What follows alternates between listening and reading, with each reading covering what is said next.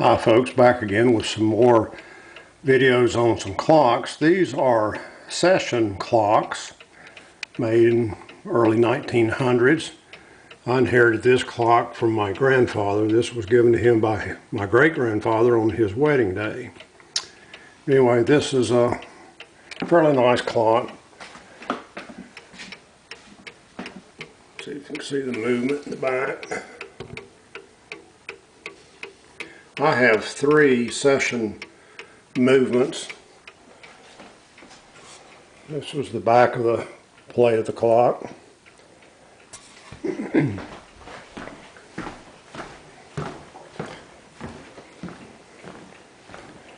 Also working on this session clock, very similar in style.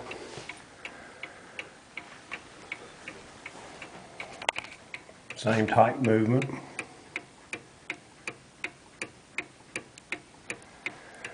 And also have just a plain movement that I'm using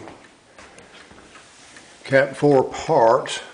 I repaired this movement and have got it running with some makeshift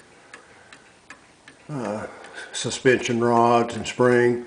Made this suspension rod out of a paper clip. Took a paper clip and straightened it out. Hammered the end of it to make it flat for a spring. Had to put an end on the end of the verge. Get it to work. But I've got this old movement running right now and just seeing how well it runs.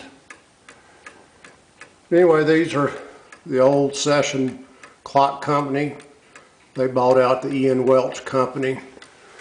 This is an old Ian Welch clock up here. Anyway, hope you've enjoyed looking at these old movements and Session clocks.